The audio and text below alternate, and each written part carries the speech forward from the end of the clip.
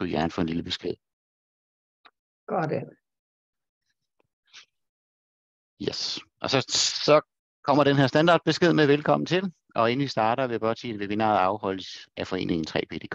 Tre PDK er en non-profit organisation, som har til formål at udbrede forståelsen af de tre principper. Forståelsen af de tre principper er en forståelse af, hvordan vi fungerer som mennesker, som spreder sig over hele verden, og som har hjulpet rigtig mange mennesker med at komme helt af med stress, angst, misbrug, depression, og finde vej tilbage til klarhed, ro, mentalt overskud og livsglæde. I Tre PDK ønsker vi at invitere alle interesserede med i samtalen om et nyt perspektiv på mental sundhed og det gode liv, som vi alle har oplevet, efter vi mødte forståelsen i principperne. Du kan læse mere på hjemmesiden trepdk.org eller se mere i vores Facebook-gruppe på 3PDK, de tre principper i Danmark. And now, please welcome Dean. Thank you. So it's good evening to all of you. I believe it's obviously very good morning here because it's just after 6 in the morning. Oops. So the sun isn't quite up yet. And so I always joke. I said, "Well, welcome to the future," because that's where we're looking. This is what the future looks like. Pretty much like the same as what you're experiencing now. It's the same moment.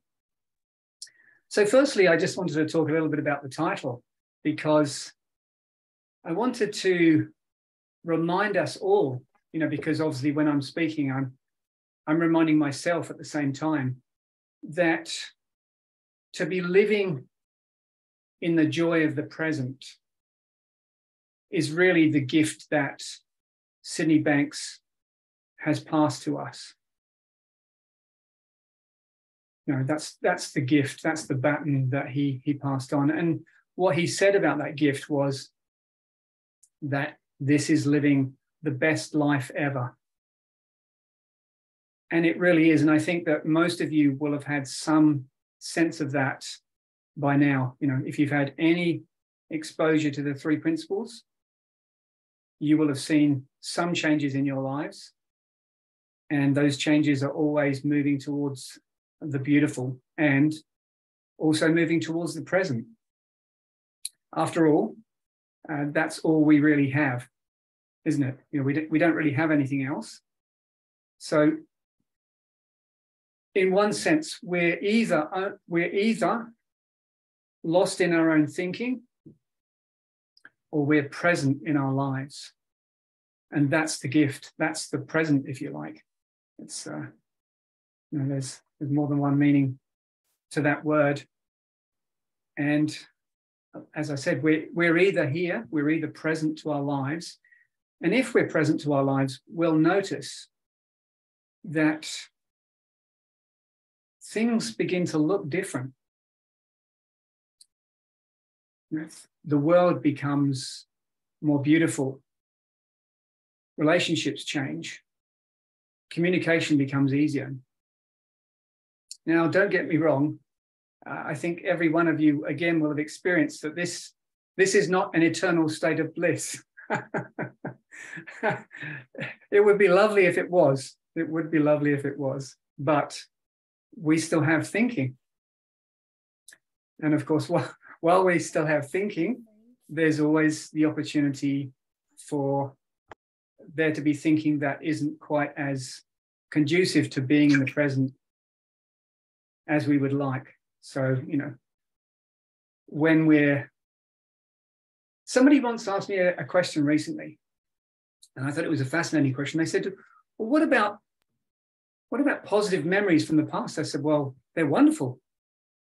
How many times have you had a memory, or you're sharing a story with a friend where something funny had happened? Maybe it could even be years back.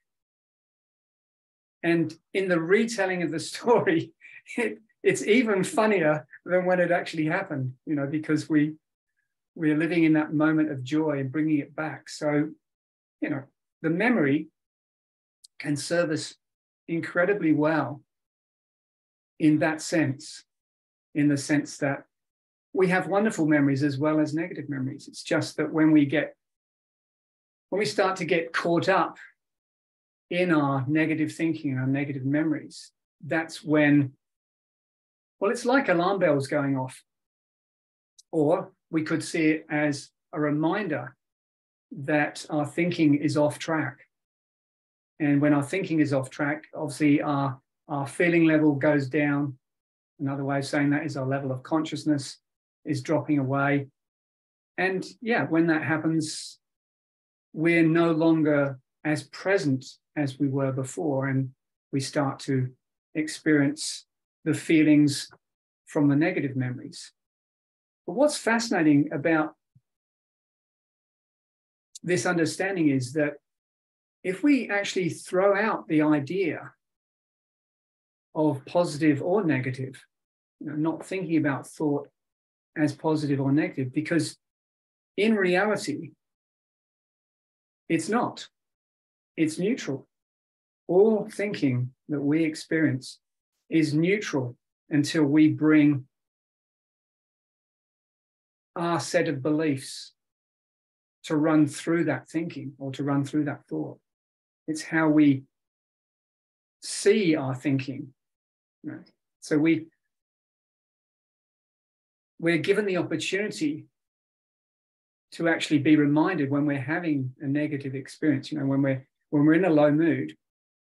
And remember that I'm not talking in terms of working with an individual. If you're working with a client, you wouldn't be, well, I'd highly recommend not saying it's just your thinking, because they'll probably just get up and leave, because it really isn't the most helpful thing. When we're working with clients, we have to gently guide them.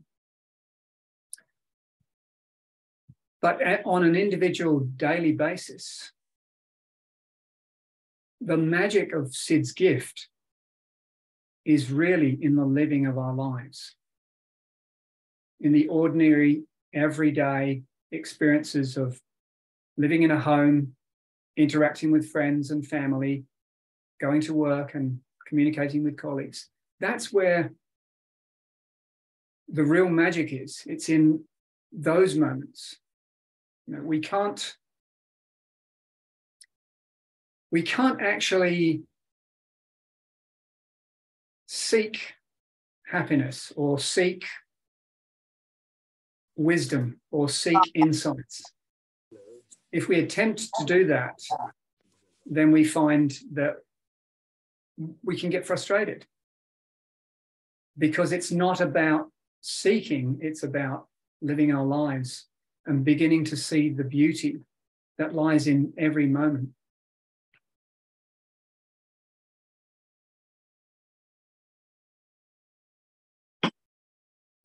I remember Sid actually once saying, and I'm sure he said it on more than one occasion, that truth can be heard anywhere and everywhere if we but have ears to hear it. And I think that's again down to when our mind is quiet enough, then that's when the magic begins, and that's when we start to see the world differently and start to hear truth spoken everywhere. He said you can be standing in a queue in a grocery store and hear truth spoken. I remember in the early days when I was first attempting to share the principles, I would have people who would go out to lunch. So I'd be running a course in a little city centre, and people would go out to find their lunch at lunchtime. And I remember once or twice people coming back and saying, wow, something changed. I'd just gone out there, like everything, they couldn't quite believe what they were seeing, that the world looked different, that people looked different, that the same street they had walked down on entering the building looked as if it had changed. But of course, nothing has really changed. The only thing that has changed is our personal perception of the reality that we see around us. Because who's creating that reality? We are, moment to moment. There's no other way that we can experience reality. And so we're given this gift of consciousness. the gift of mind, the gift of thought. Because it is not the everyday worker thinking that we're doing, that we're talking about, is it? When we're talking about thought, the principle of thought, we're talking about the purity of thought, which is very different from the everyday thinking we're doing. You know, it's really one mind. Obviously, we have the intellect and then we have wisdom. And when we're in wisdom, we're present. We're more present to the world, to life, to our friends, to our relationships, to our families, to whatever it is that's happening in our lives in that moment.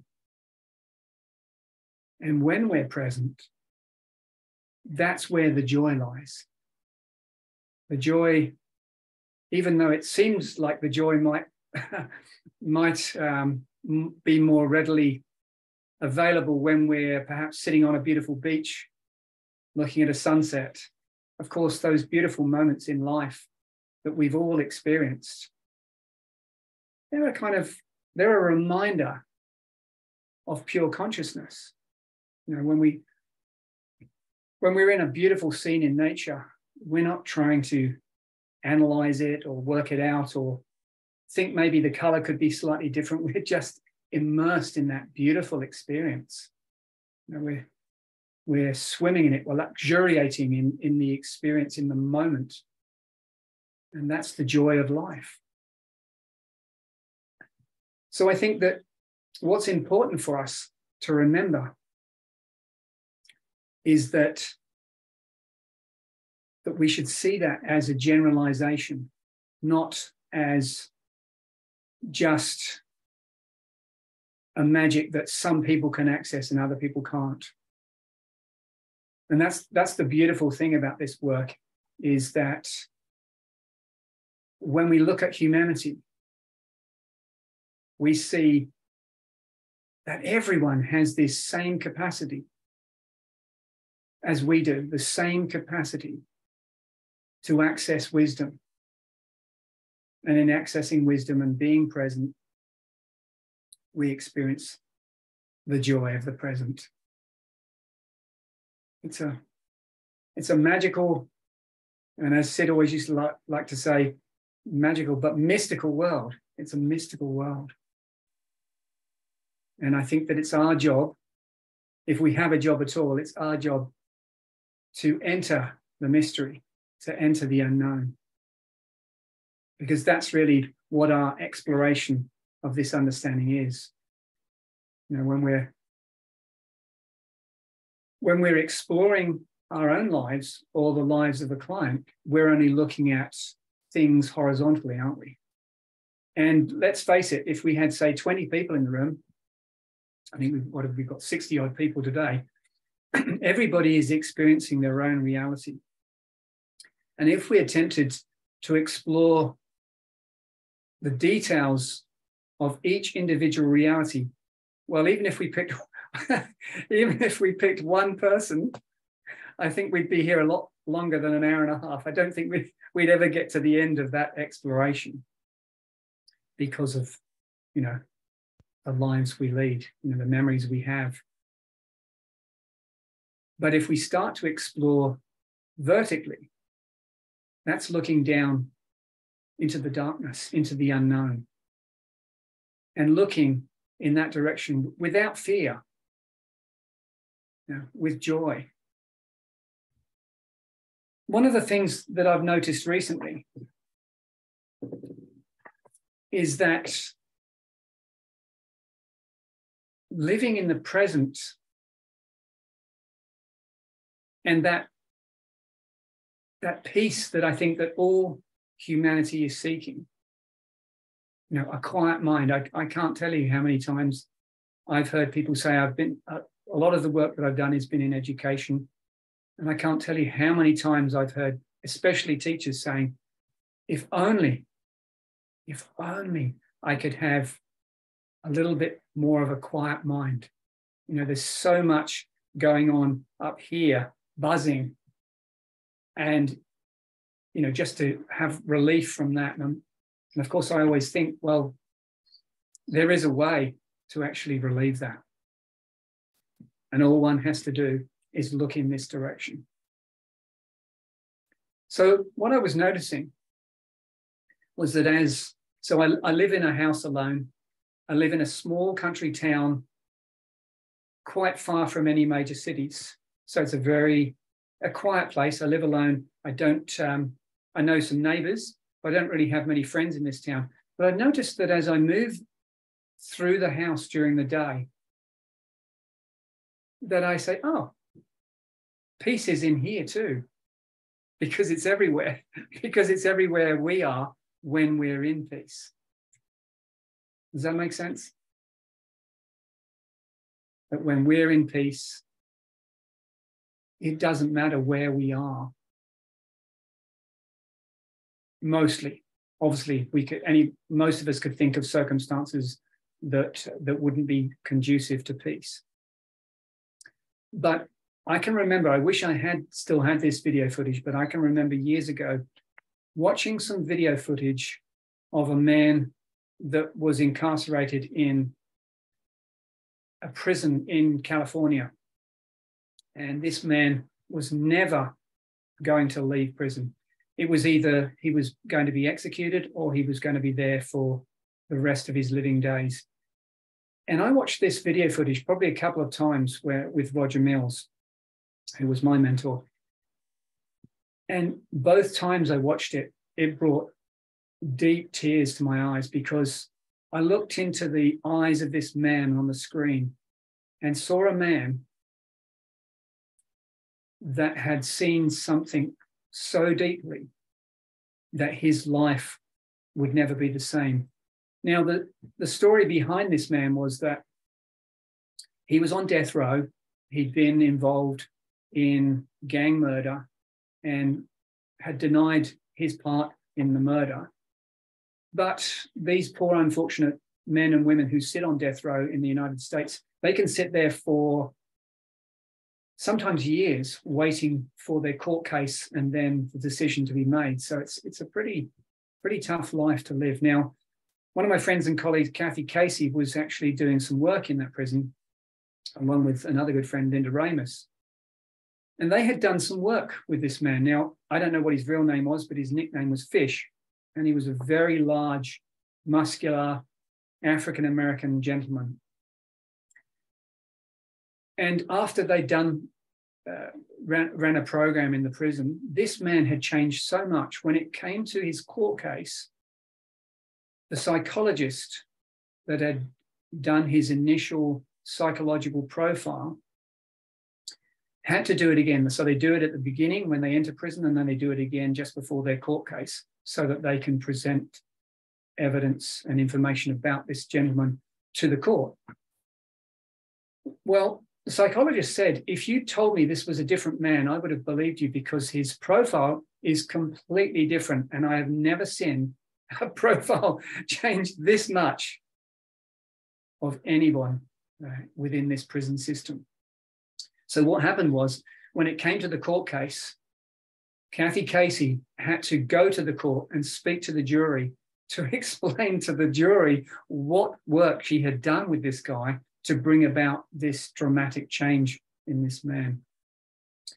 So to cut a long story short, on the video footage,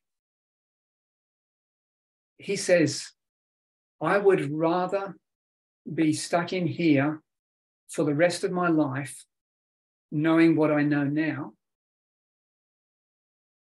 than I would be out there on the streets not knowing what I know now.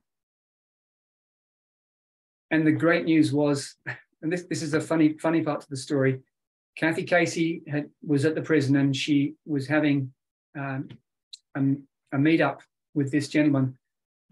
And she said, oh, Fish, well, how did the court case go?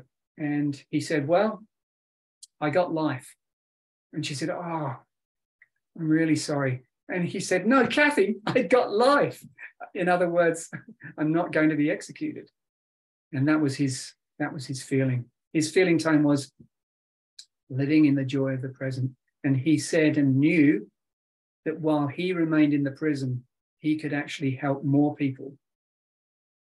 And I just thought it was such a beautiful thing to see. And I felt, wow, this guy has seen it way deeper than I have, way deeper, that he can be in possibly one of the worst circumstances a human being can find themselves, incarcerated in a prison, in a tiny cell, never leaving there, never going out into society ever again, but having this real sense of compassion for his fellow prisoners and for anyone, for the justice system. There was no bitterness, there was just pure love in this man's heart. So anyway, I'm aware that we only have an hour and a half, and I'd rather keep it interactive for your sake. I'm happy to keep talking. But if you have questions, then please, I'll be happy to take. One of the things I used to say, I ran a project in one of the big hospitals here in Sydney. And when I went back for a catch up with the staff, I said to my contact there, I said, tell the staff to come with their most challenging and difficult questions. Because I always find that it doesn't really matter what people ask. It throws me back on not myself, not my intellect, not my memory, but on wisdom. And you'll all know this from your own experience. If you're endeavoring to share this with clients or running groups, or just you're noticing with your friends and families, that communication really changes. And you've probably all experienced this. Sometimes you'll be talking, and it could be just in an ordinary conversation,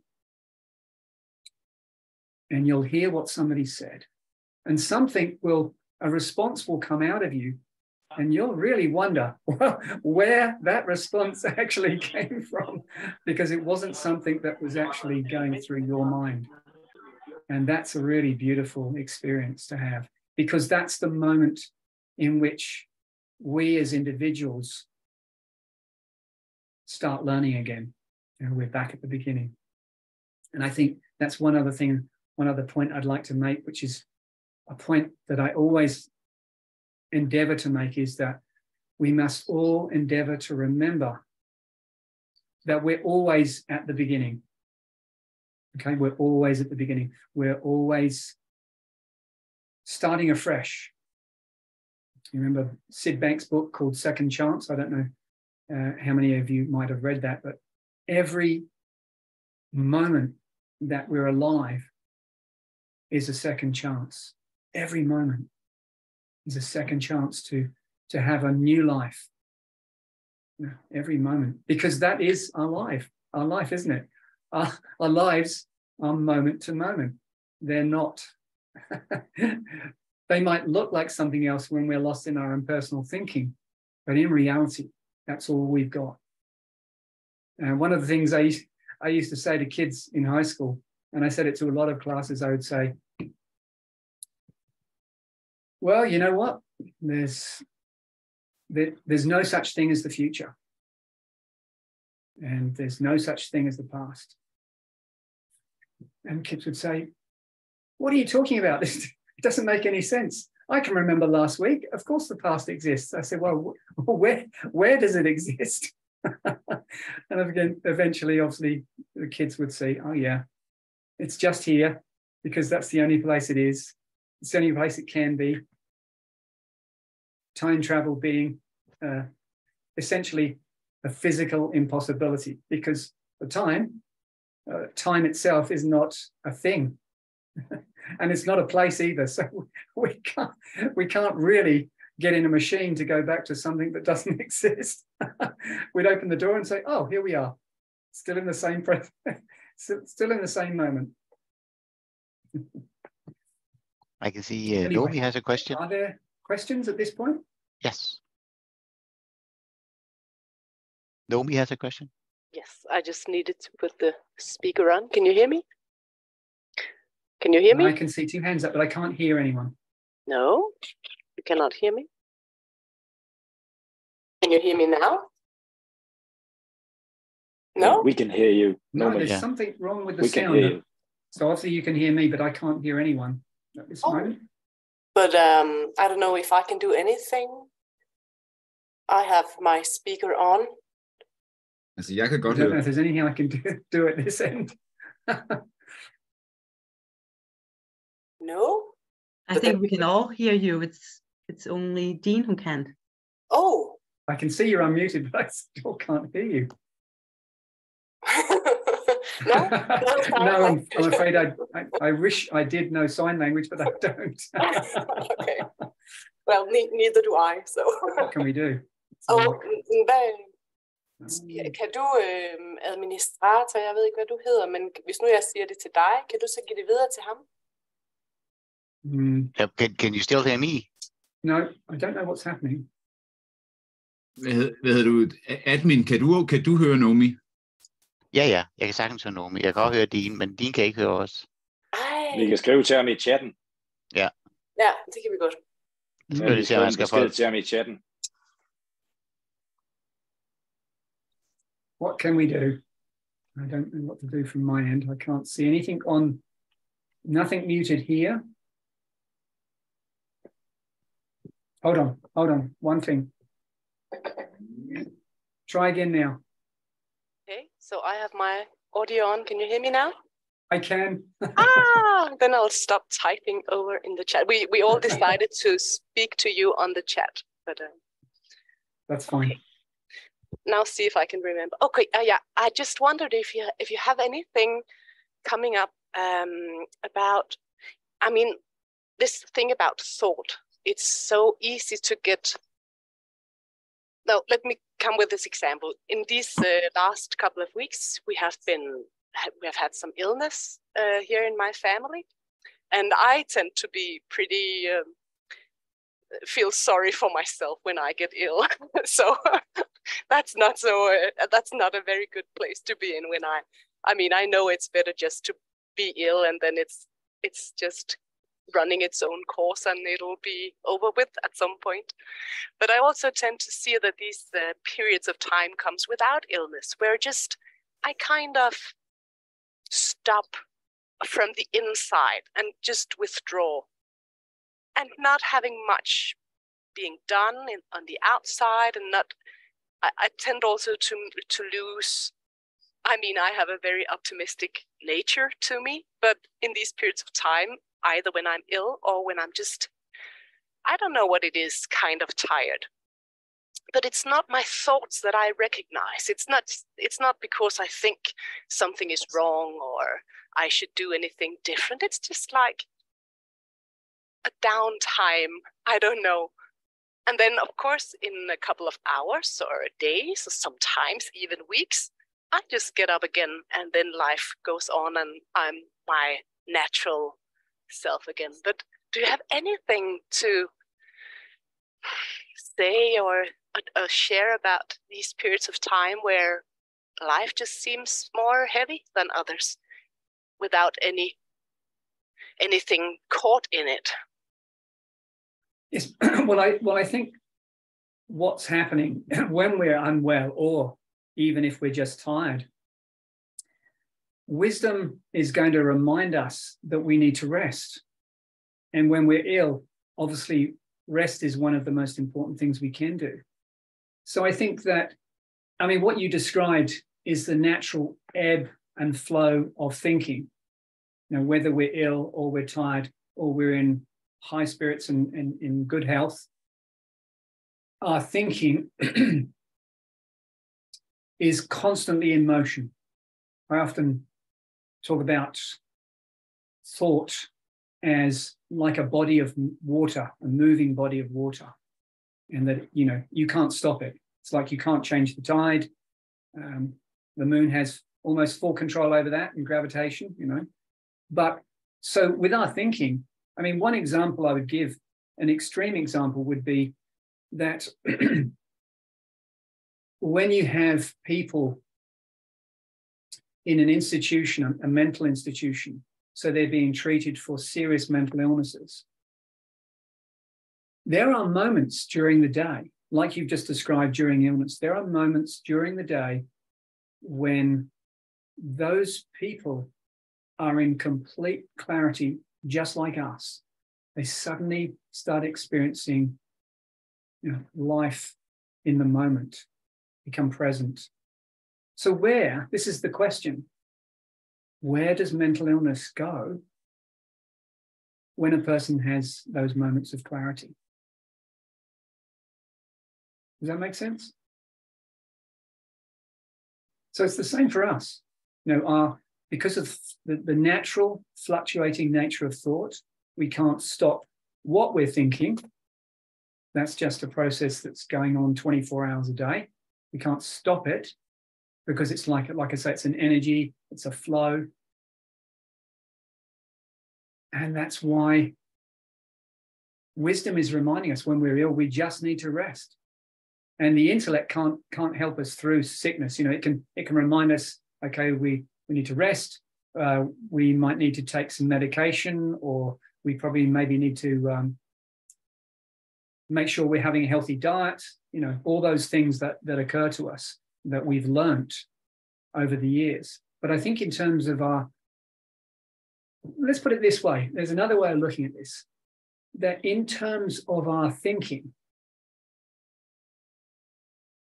we are either, and I know I'm saying this the same thing, but in a different way, that we're either, we'll put it this way, how some people will say, well, look, I know that thought creates my reality, but I still keep getting caught up in this kind of thinking or that kind of thinking. And everybody does that, okay. Now, because we can't control thinking, we just get caught up in it. We get lost in it. Now, so we're not aware. It's only the intellect that's aware that thought creates reality in that moment. So we either are aware, and if we are aware that thought creates reality, there's no problem. Does that make sense? It's only when we think we know, but we really don't know, that's when it becomes a problem. Because then we start maybe giving ourselves a hard time, beating ourselves up. Well, I should know better. Well, good luck with that one, because in that moment, you don't know better. But sometimes, and again, probably most of you will have experienced this, sometimes just even having that thought creates reality can be enough to lift the mood, to have a shift in consciousness. And if it doesn't, well, we just have to sit with it and recognize, well, there's nothing really we need to do. There's nothing we really can do. It will shift because, excuse me, the mind's natural tendency is to return to a state of quiet. That's its natural tendency. And that's why I said at the beginning, there's no path to, well, this is what the Buddha was reputed to have said. There is no path to happiness. Happiness is the way. But it's funny because I love your answer, and also it gets me to think that it is like my whole energy field tends to need to have this space of rest or downtime. Also downtown. That's something else. Yes. but it's like I needed to reset myself.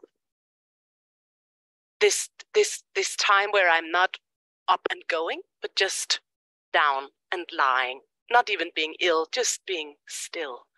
Yeah. So I don't know if others feel the same, but it's like I just need sometimes to be not negative, but just objectively here and nothing more. Not doing, not reaching out, not having impulses to do anything, and not even bother how I create my reality, just being it heavily. I don't know why, but it feels natural. Well, it is. It is natural. Perhaps I'm bringing this up because I tend to get tired of trying to be up all the time, we should be so happy and outgoing and strong and everything. And I'm just like, no, not all the time. No, it's too much for anyone to expect that of themselves.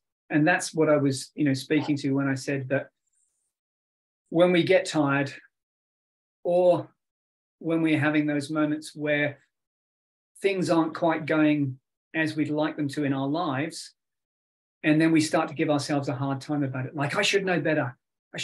Well, it's best not to use that metaphor, not to should all over ourselves. It's not helpful, and it doesn't really achieve anything but make us feel worse. We end up feeling lower because of our own thinking. And that's, why the intellect isn't very good at actually helping us out of those kind of problems. We're, as Einstein once suggested, we're using the same thinking to try and solve the problem which was created from the original thinking. So it's like a dog chasing its tail. It's, it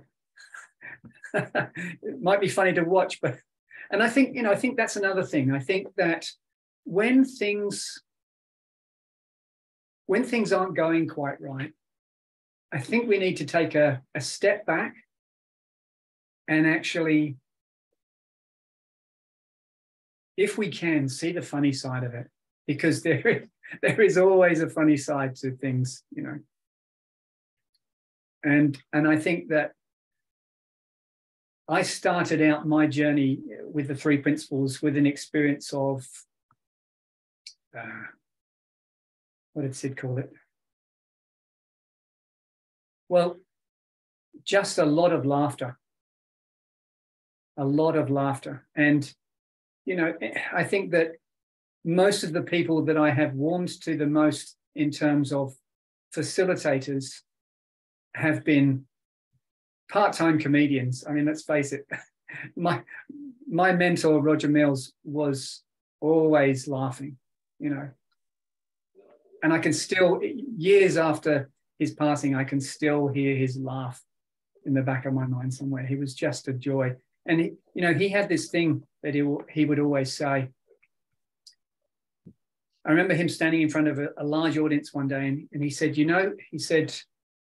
there's a really dangerous or serious condition you can all end up with. And people are looking around thinking, oh, what is this? And he said, it's called seriosity, that we just start taking life way too seriously. And when we do that, we know that we're lost in our intellect, we're lost in our personal thinking. But when we can return to that, when we can return to the present, the gift that we've been given of pure awareness, well, life does look joyous. And we can fall back into that joy again. And things seem a lot funnier from that perspective. Cosmic humor, that's what Sid called it, cosmic humor. You'll have already experienced it with or without an understanding of the principles.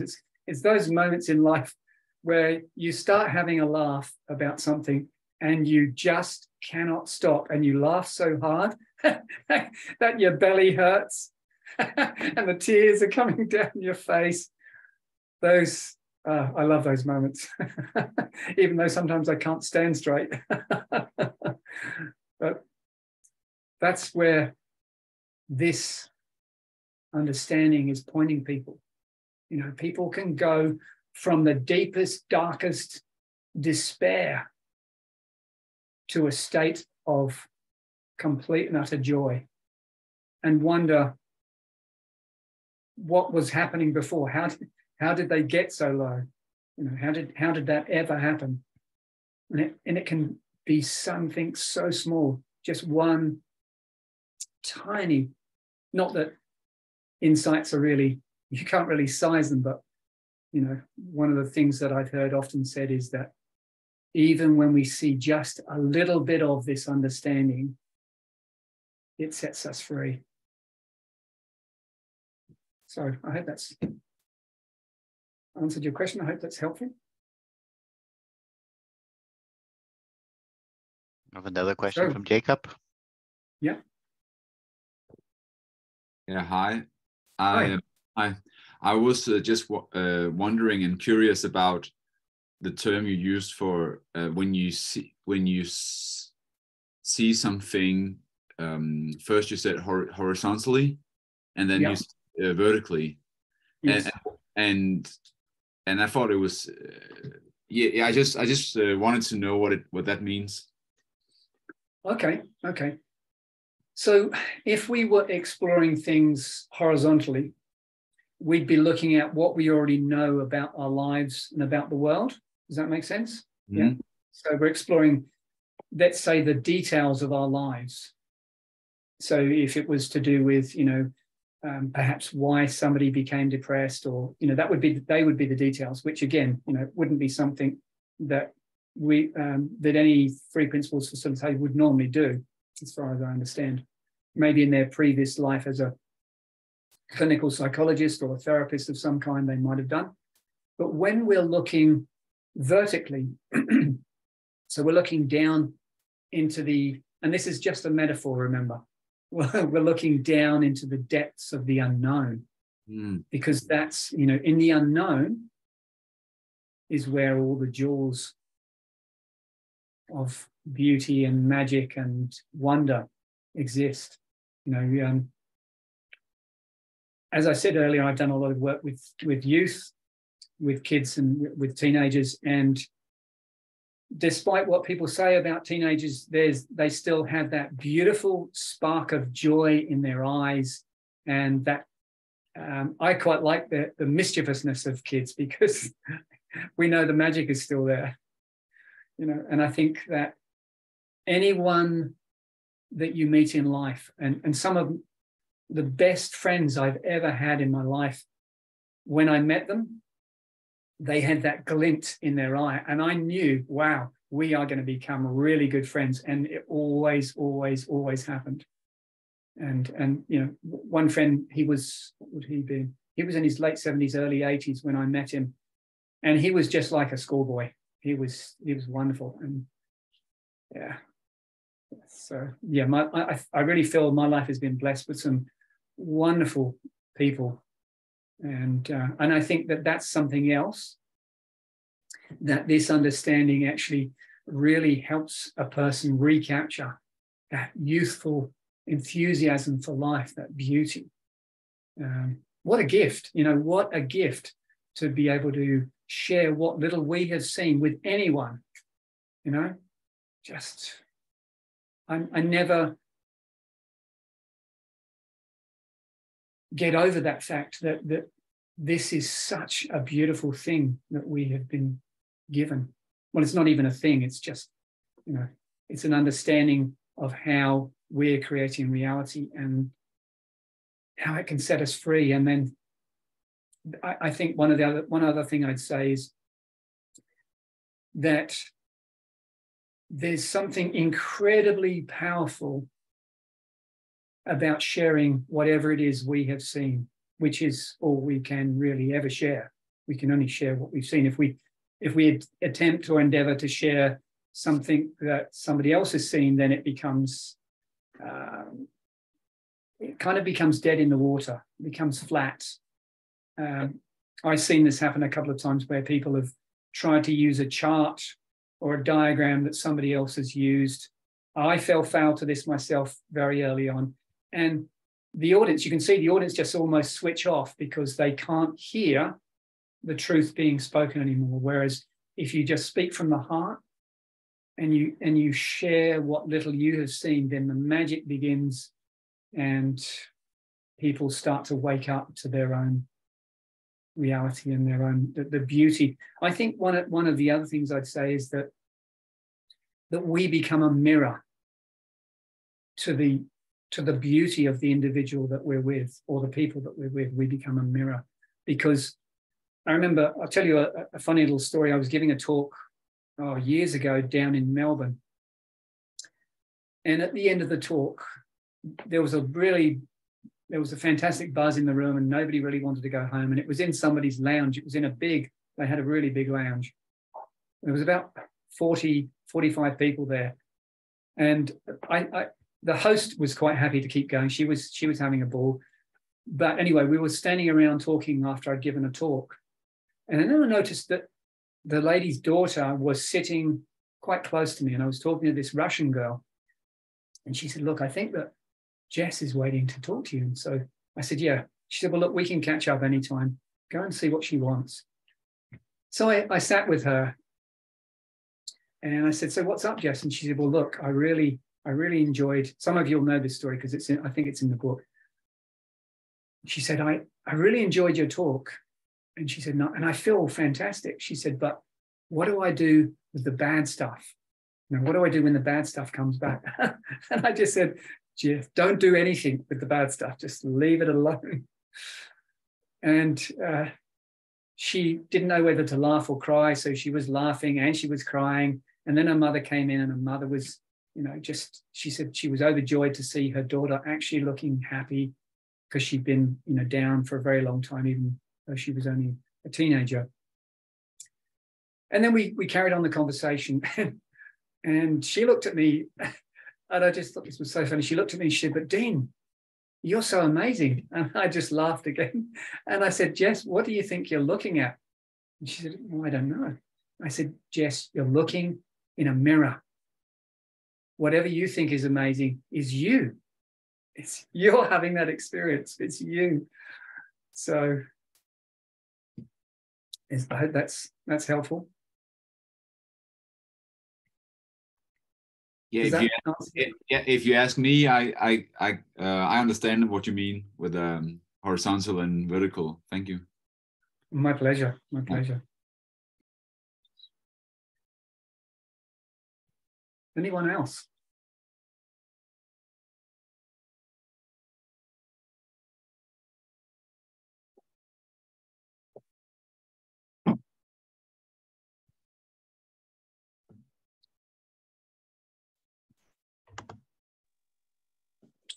Sorry, maybe I can just ask a question. That's okay, Dean.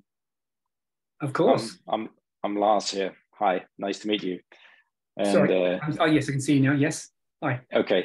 All right. Hi. I just had a thought. When Naomi, presented her question before about the illness, I thought about a podcast I had heard a couple of years ago about illness, and what it dawned on me that, my thinking about illness, it's not necessarily going to help my body healing. So I'm thinking maybe on the contrary.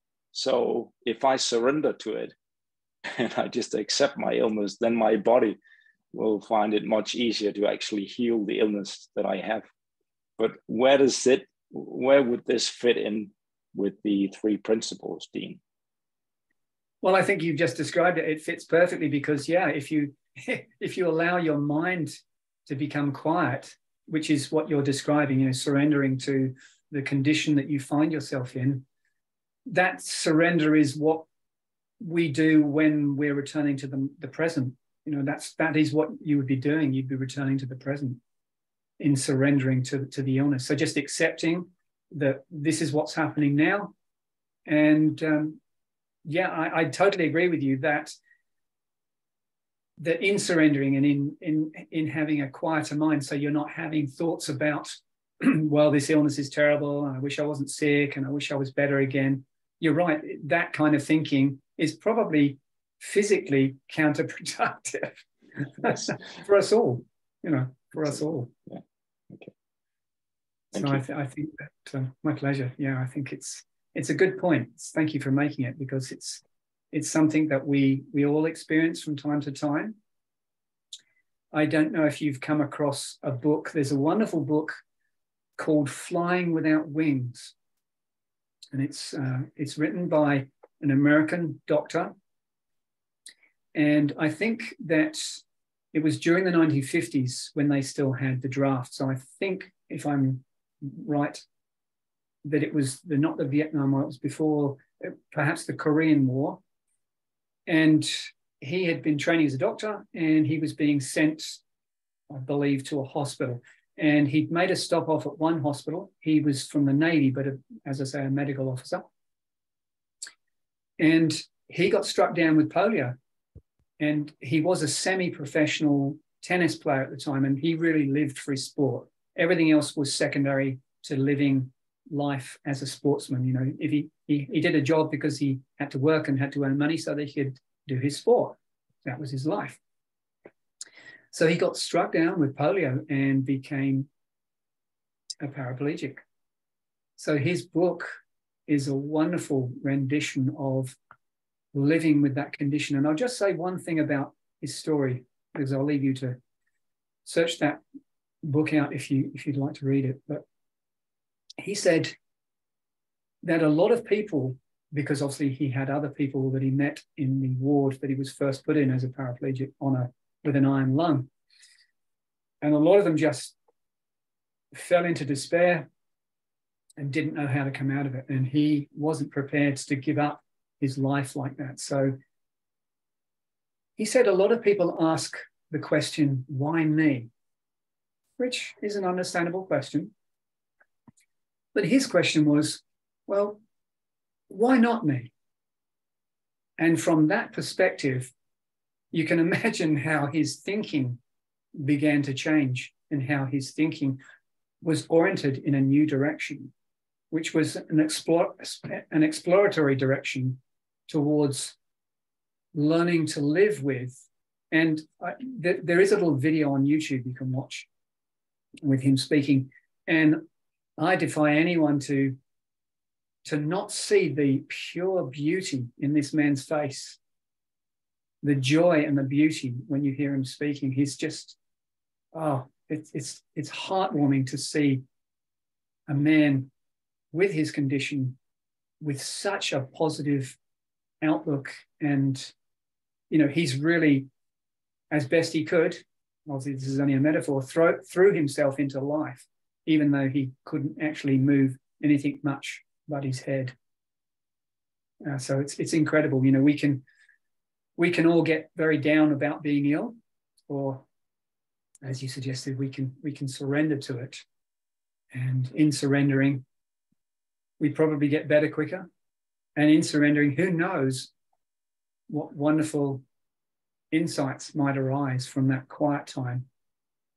I heard it once said that the good feeling, you remember how Sid always talked about, it's a good feeling. We're looking, he said, look for a feeling, which is a mixed metaphor, but we get the picture, to use another metaphor. So look for a feeling. Now, I heard it once said that the feeling is a bit like waiting for a butterfly to land on us. Now, if we're running around in our lives at 100 kilometers an hour, the chances of a butterfly landing anywhere on us pretty slim. Does that make sense? So that beautiful feeling, what do we need to do? Well, sometimes our lives are busy. But the truth is that magic and beauty and understanding lies outside time. It doesn't exist in time. So it doesn't take time to access. That's impossible.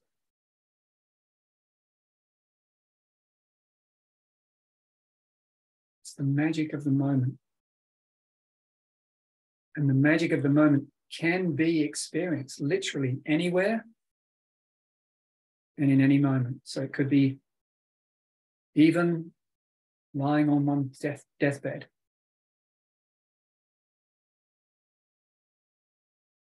Because it's outside of time and space and matter. They are, after all, the illusion anyway.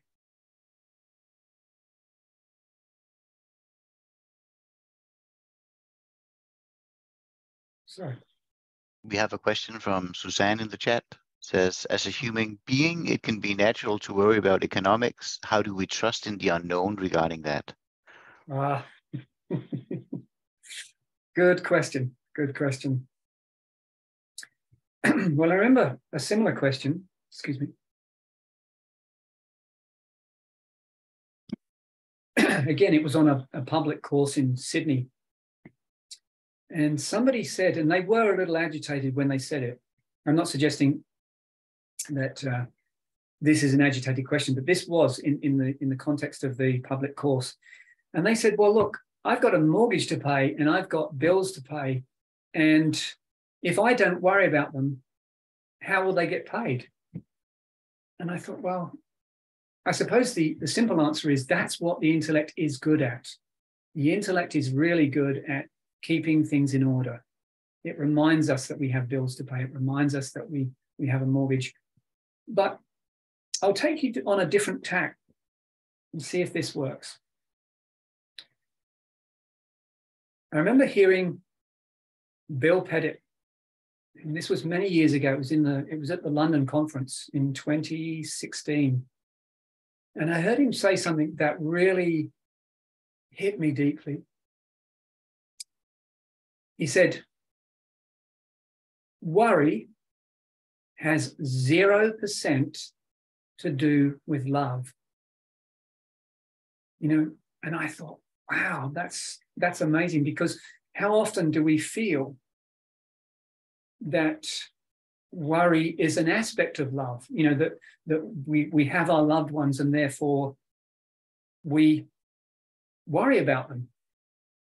But I often tell my two daughters, I say, well, I never worry about you because I love you. And that's all I need to do. You know, my love is bigger than worry. What will my worry actually achieve? If I worry about your condition, if I worry about your circumstances. So I think that we have to recognize that that's what the intellect is good for. The intellect is good for organizational skills, for planning, and all those things. But as long as it's in service to our wisdom, to our common sense, to our intuition. And unfortunately, I think Denmark, I've said this before, but I know that Denmark has a very good education system compared to a lot of countries around the world now. But our education system, unfortunately, does not address this issue. It does not address the heart. It does not address intuition or wisdom or really common sense. It's about learning facts and figures and information, which again, the intellect is pretty good at doing. Storing information, then bringing that information back to pass standardized tests. But that's not wisdom. That's not common sense. That's not intuition. That's just rote learning. And I think that some early educators, probably in many countries, but certainly in the UK that I know of, began to see that if we allow, this is a different point, but if we allowed children to play for longer and educate them later, they catch up really quickly because they have done what kids should be doing. I don't think primary school children should be doing homework. I think they should be out in the yard playing myself, because playing is how we learn anyway. Doing is how we learn. It's one of the most fundamental ways we learn. But our social skills are developed, and our, as children, you know, we have that connection to nature. We have that connection to each other, and we don't really stress, do we, when we're children? That's a new skill that we haven't learned yet. It's a skill we learn as we become adults. How useful it is, I'm not sure. Like I said, I think it's probably useful in the sense that it serves as a reminder. But I think that the state of worry, this is the thing that we probably need to keep in mind, that the state of worry, any low state of mind or negative state of mind, takes us away from the present moment. takes us away from access to our wisdom, to our common sense and our intuition. And I think Einstein said something similar, that we really needed to use that gift, the gift of wisdom and of intuition, in service. Sorry, using our intellect in service to our wisdom. And if we do that, then things tend to run more smoothly. So I think, again, it's about, there's always going to be a balance. Remember, it's only one mind. We might talk about the intellectual mind and then pure mind, but what we're really talking about is just one mind doing different tasks. But I think that, well, at this point, I think I'd like to read something. I'm going to read a little quote from one of Sydney Banks' books. It's called The Enlightened Gardener Revisited. So it was the last book that he had published. And if you've read any of Sid's books, if you haven't, I highly encourage you to do so. But I know that they're currently looking to republish all of them, and I believe that a number of them are going to be translated, which is absolutely fantastic. So he's talking about looking within. And the gardener says, I say look within because the vastness of this physical earth and sky with all its solar systems is minuscule compared to what lies within every living soul on the face of the earth.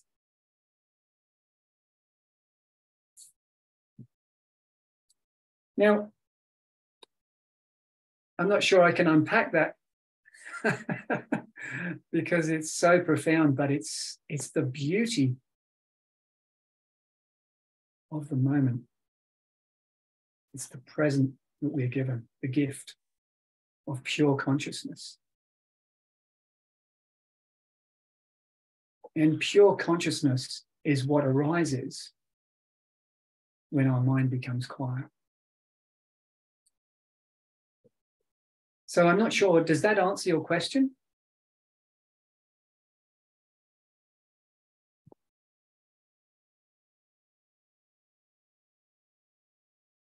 Maybe she'll reply in the chat. Yes, But, yes. Until then, Nomi has another question. There's two hands raised. Yeah? Yeah. Yeah. Oh, Nomi. Yeah. I'll just put in another one. Yes. I just shortly, I have two things come up. One of them is talking about this illness thing. It just hit me, the surrender to death. I just love that it's included in this way of living and seeing things. I just remember from one of the books, The Second Chance, where it's so obvious that, of course, there's nothing wrong in dying.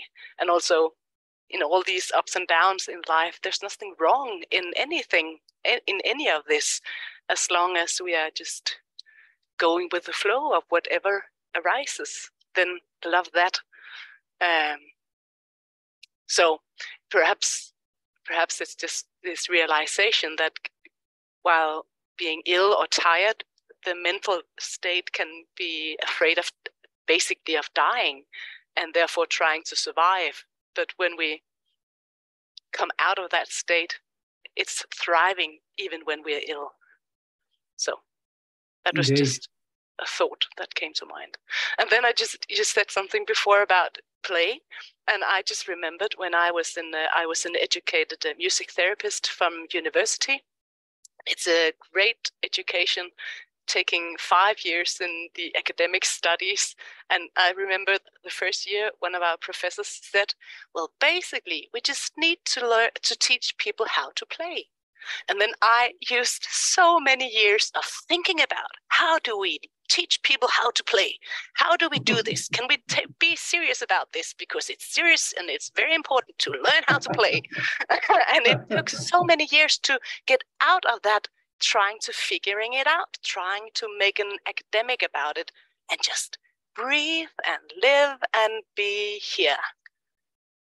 So, Indeed. Yeah, that was just two thoughts coming up about how to really makes things complicated when it's not at all necessary. Yes. Yeah. Well, I think that's one of the things that as a society we do. We actually make things incredibly complex, and then that's what the world appears to be, complex.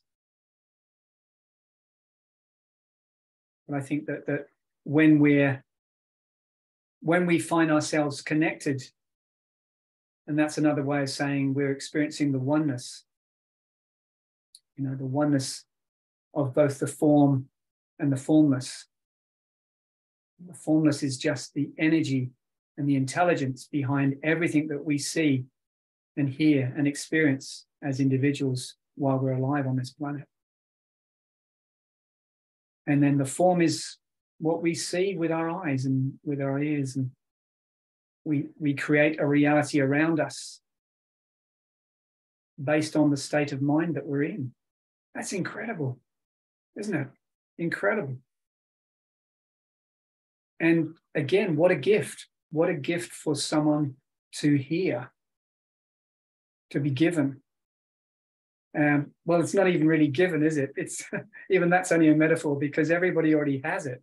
Everybody already has it. And that's the beauty of this work, is that when somebody wakes up, they're awake.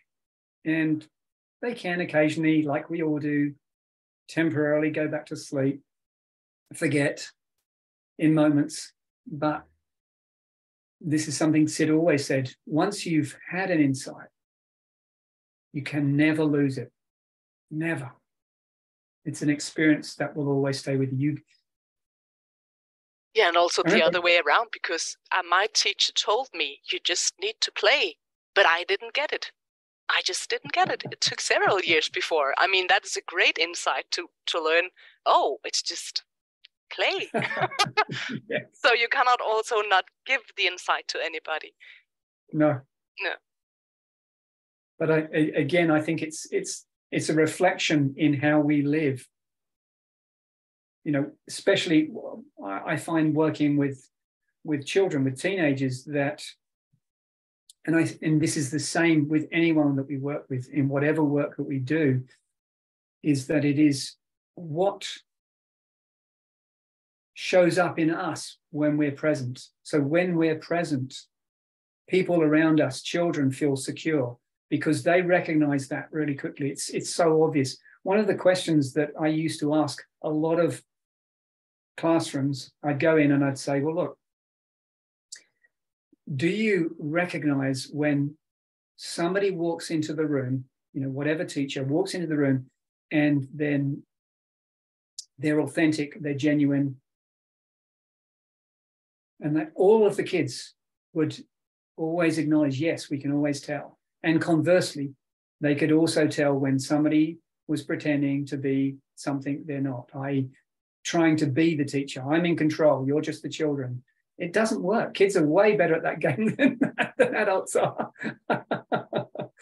So, if you just show up, the kids feel safe. Show up and be present.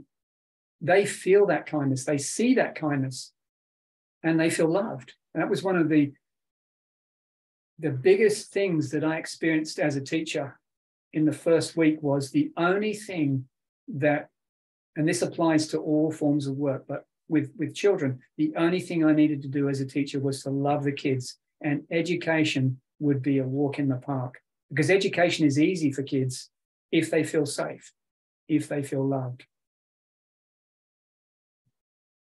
Yeah. What magic and beauty. So we have another hand up. We have another question. Is that me? Yes, that's you.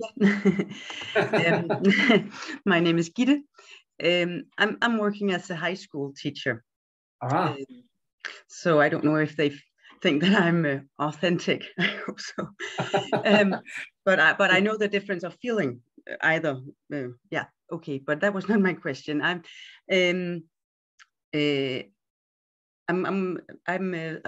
started this workshop together with a colleague where we are trying to talk with the youngsters about different, difficulties they have being themselves, and identity troubles and stuff. And I'm a drama teacher, so we actually we started yesterday, so it's very new. But our intention is to also play and make some role plays and practice to be themselves in a way. But and that's not easy, because what is it to be yourself? But my question is that I think that a lot of young people, they have a good feeling of who they are, but then they meet all these other young people, and they get disturbed by what the majority, how the majority acts. And I would just like to hear your point of view of how to help the young people, of because they're in an identity creating period of time, and I think it's such a shame that if they can actually feel, I think a lot of them can feel what they are, but then they go with the flow. It's very normal to do that. So I think that they go away from the healthy thing in our mind, or in our, and they leave it a bit to become popular. And I don't think that you have the answer, but what can I hear your thoughts about that? Yes. Well, I think that with teenagers, they're going through, as you say, that identity creating period of life. But because children are so close to the source, and that's why, you see that beauty and that magic in them. And that, I think that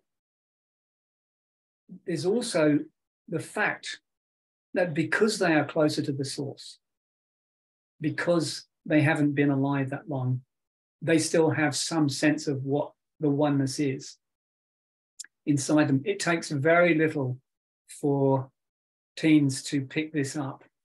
They don't need a lot. And what I'd add is that, as an encouragement, is that in the context of any working community, so be it a school, a high school, a primary school, a hospital, anywhere, any working and living community where you have people, when this work starts to take place, you only need about 10 to 15% of that, any population, to start to get a sense of this, and then it just ripples out. Now, I can use a metaphor to describe what that is, which is, you've probably all heard before, which is the ripple effect. We can all see that image, you throw a pebble into a still pond, and then you watch the ripples go out and go out and keep going out until they meet the edge. And I think that one of the aspects of our work is that we will never see all of the end results of the ripple effect, but we can know that so long as we show up as present as we can, and really, to answer your other point, really, if you're showing up and you're present, that is authenticity. That is authenticity. Just being you. That's all you need to be. We don't need to be therapists and doctors and helpers and practitioners and facilitators, mentors. We just need to be human. That's what people need. They just need love. When I've worked with parents, I've had parents that would be quite distraught and they just don't know what to do with their kids. They say, look, you're already doing it. And they said, what? What am I doing? I say, you're loving them. That's all you need to do with your kids. Just love them, really love them. They need love more than anything else. Love nourishes a human being more than anything else I can think of.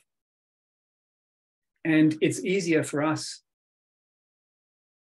to help people when we can see that all of them have the same capacity. So all the teens that you're going to be working with, just remember they have that health inside of them. Don't worry about the stages they're going through. Don't worry if you've got kids that are on medication because of behavior. Just talk to their health. And if you talk from your health to their health, they'll pick it up. They'll pick it up and they'll run with it. And the more kids within the context of your class see that and hear that and feel that, it's going to spread to the others. They're going to want more of. I'll tell you a funny story, because I was also trained in drama. Drama and English was my degree. And I was in a high school one day. This is not in my book. This is going to be in another book.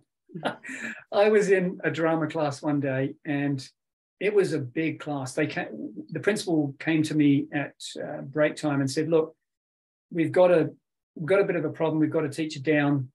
Suddenly, there's going to be 2 drama classes together. So you're going to have about 60 kids. Is that okay? And I said, well, where is it? And they said, it's in the main hall. I said, yeah, that's fine. He said, look, they're good kids. They're all working in their groups. They know what they're doing. And I said, yeah, it'll be fun. So I went in, and there they were, 60 kids, all in their little groups, working away. I took roll call. And then I just thought, well, I'll just go from group to group and start talking. So I went to this first group, and we just started talking. And I talked a little bit about drama and how, in everyday life, how we are, as Shakespeare suggested, that we are continuously creating roles. We play teacher, we play student, we play daughter, we play son, we play mother, we play father. And we just got talking. And then I thought, okay, well, I'll leave you guys and I'm going to move on to the next group. Now I went over to the next group. And this next group said, sir, what were you doing to that group over there? And I said, oh, what do you mean? What was I doing? I was just talking to them. They said, no. We watched you. You were hypnotizing them. I said, I'm a teacher. I'm not a hypnotist. I don't know how to hypnotize anyone. And so I said, come on, let's just go over to that other group and find out what they think. I said, because I certainly wasn't hypnotizing them. So we walked over, and I started talking. I just started talking. So all I did. And the kids said from the second group, look, you're doing it again. You're doing it again. And what they were seeing was that this group, and this was something they weren't familiar with seeing, this group were looking and listening, because what they were experiencing was they liked the feeling and they liked the interaction. So that's what I mean. You only have to be present. I didn't know what I can't remember exactly what I was saying, but it was being present to the children, being in the space that I was in. Now, I love these kids. I love all kids. So it's easy. But the other kids are looking and they're seeing there's something wrong with this picture. Does that make sense? There's something wrong here, because we don't normally see this. Those kids don't normally pay attention. They don't normally all stop in one group and look at the teacher and listen. So to them, there was something wrong. Mm. To me, it was just hilarious. I just thought, wow, I'm a hypnotist. I don't think. So just be you. That's all you've got to do. Just be you. Just show up and love the kids. And is that also your answer to so instead of me trying to help them, telling them what they should do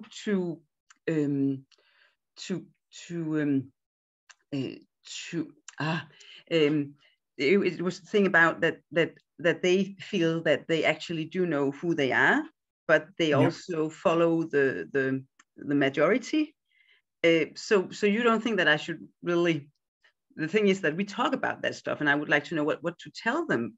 But can I hear you say that I should just love them, and they will start, then they will just not have to follow the majority? But maybe I could tell them some wise words also about it. You could, and I think that this is where the magic really starts. So it starts with being loving. That's the easy part. If you can't really teach children unless you love them. It's impossible. And that's why a lot of teachers are very stressed. If you get jaded, if you get tired by the work and you're not in good shape, teaching becomes very difficult. So that's your starting point. The next thing I would say is I couldn't possibly give you a formula because I'd need to be in the room. So when I come to Denmark, if you want me to come to your school, I'd be happy to come and talk to the kids. But this is what I would say to you. Only say what occurs to you to say, because the universe has a way of speaking through us. And that is the magic of, if we use a term like facilitation or teaching or sharing, that's how it works. If we get out of the way, the universe speaks through us. And that was, remember how I said earlier that there are times when we could just be in an ordinary conversation with a member of our family or a friend, and suddenly something else comes out. We didn't know, we didn't even have the thought of those words, and yet the words come out of us and through us, and we hear them hopefully as powerfully as the person that we're saying them to. I know that's happened to me a number of times when I've been doing one-to-ones, and afterwards I'm sitting there thinking, wow, did I say that? And I think, well, I guess it wasn't me, but it sure was powerful for me. So, does that help? Yeah, it does. And then I just can hope that I will get that feeling. Well, just trust. Yeah. Trust in you can only share. We can only share what we have seen. So just share that, because that will be way more powerful to the children that are in your care than anything else you can say. If you come up with the formula will be secondhand. If it comes straight from your heart, it's going to have a really big impact on those kids. And between them, they're going to start seeing even some of the kids that you're describing that perhaps aren't really acting. They're acting cool, and they're not trying to, they're trying to be the in crowd. Even they may start to change within that context and just be more relaxed. I'll give you an example that's outside the context of education, which is, if you imagine, some of the best work that's been done in America has been within the prison system and the jail system and then the probation system. One of the first things that happens in male prisons, this is something I know for sure, one of the first things that happens in male prisons where they run Tre Principles programs is that the male macho posturing disappears. So you've got all these guys and they're going to the gym and they're beefing up and they're covered in tattoos because they're frightened, because they have to protect themselves within the confines of the prison. And they don't know the next time someone's going to jump them. So they're trying to be the biggest, the strongest, the ugliest, the meanest. And that's one of the first things that disappeared. Do you understand what I'm saying? The macho posturing, beefing up and sticking their chests out and walking around like they're King Kong. And suddenly that disappeared. The men look relaxed. They're more at peace in themselves. They're not frightened anymore. And the whole atmosphere begins to change. So, but you'll be fine. Thank you. I understand what you mean. Yeah, thank you. Good. Pleasure. My pleasure. How are we doing for time? Oh, we're coming close to the time. So yeah, we have 2 questions in the chat. So one is Suzanne, who is responding to her question about economics. She says, trusting in the unknown isn't easy for me regarding economics at the time. Is it all about trust? So it's all about trusting, isn't it? Well, I think that, let's just say that the calmer that we can be. So yes, there are economic difficulties that arise for us. I remember, I'll give you one example. Well, this was back in 2014 or 2015. I can't remember. Yeah, 2014, that's right.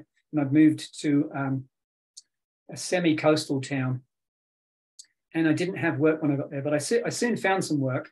But in the interim, I still had bills to pay. I still had rent to pay, and I still had food to buy to keep alive. And it got to the Friday, and I was $5 short of the rent.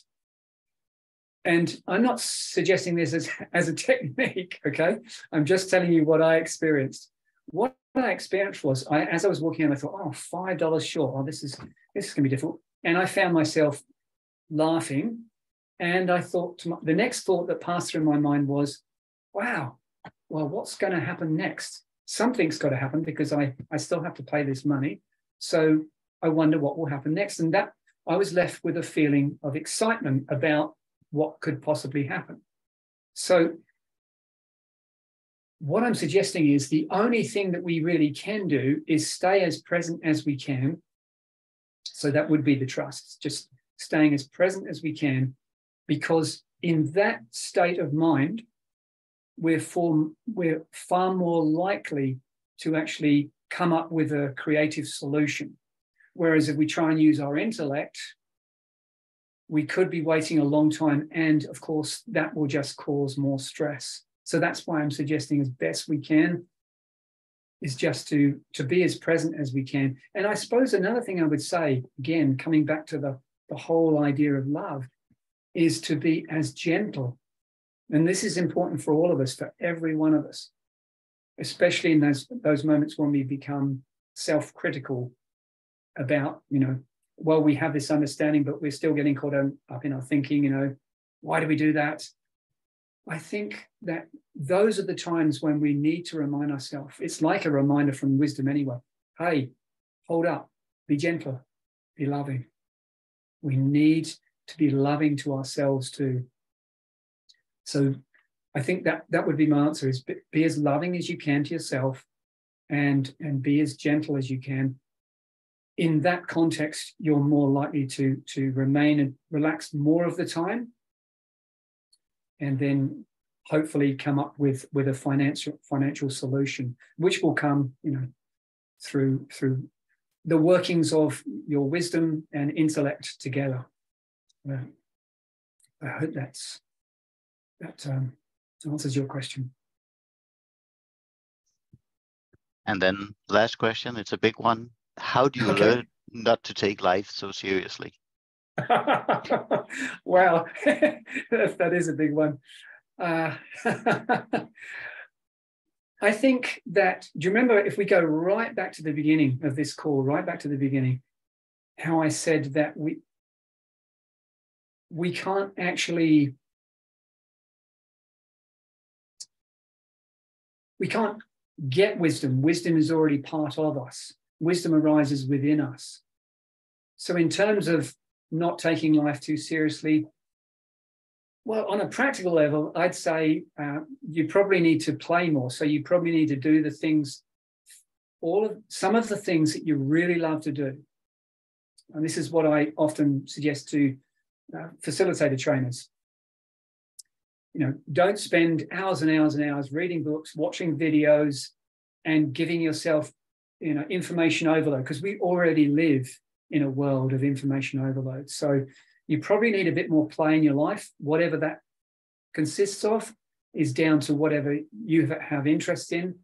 And I think, it could be anything. It could be bushwalking, it could be cycling, could be going to the gym, could be going to the movies, could be anything. Whatever it is that takes you out of the serious thinking that we can all do into the joy of life. Whatever context that you enjoy, the things that you enjoy doing.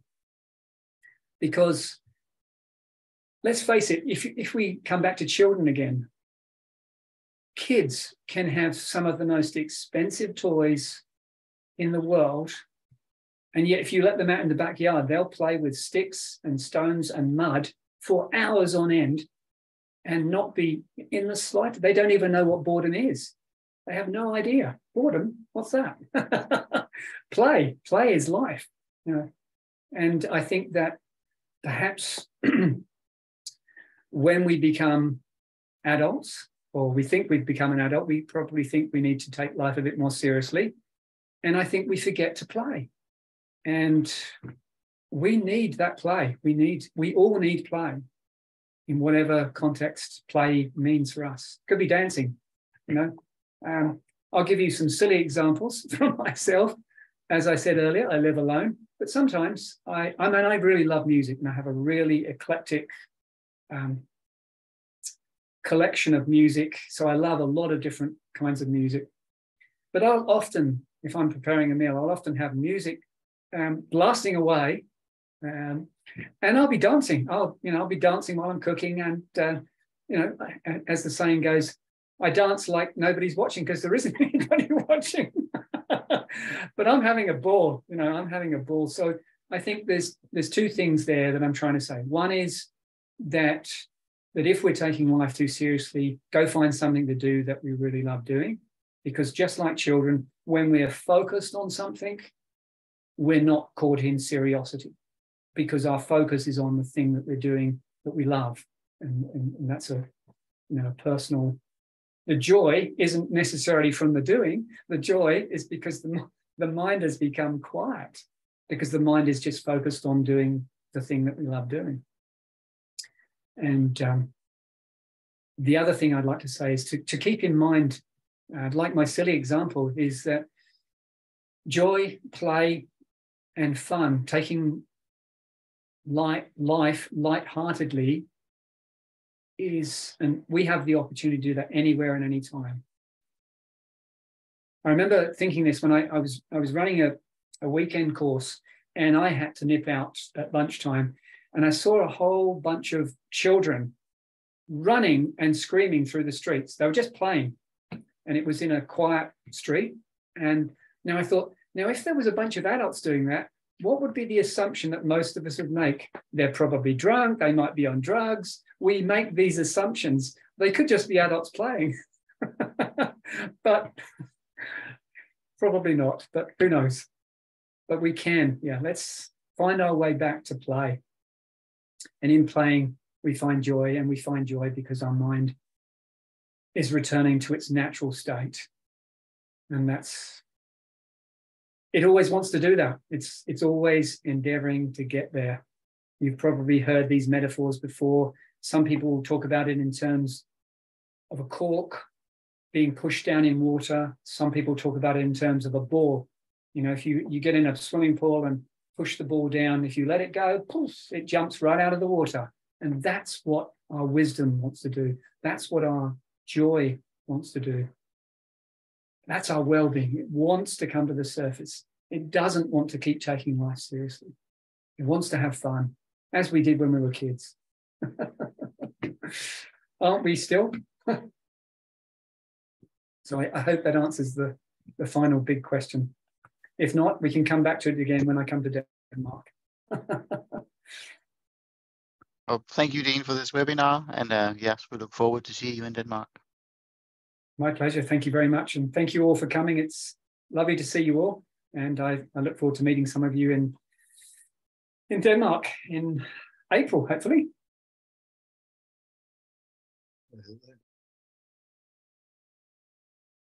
So, if you want to unmute and... Thank you. Thank you and bye. Thank you. My pleasure. Thank you. Thank you. Bye-bye. Bye. Bye. Bye. Thank you. It was really nice listening to you.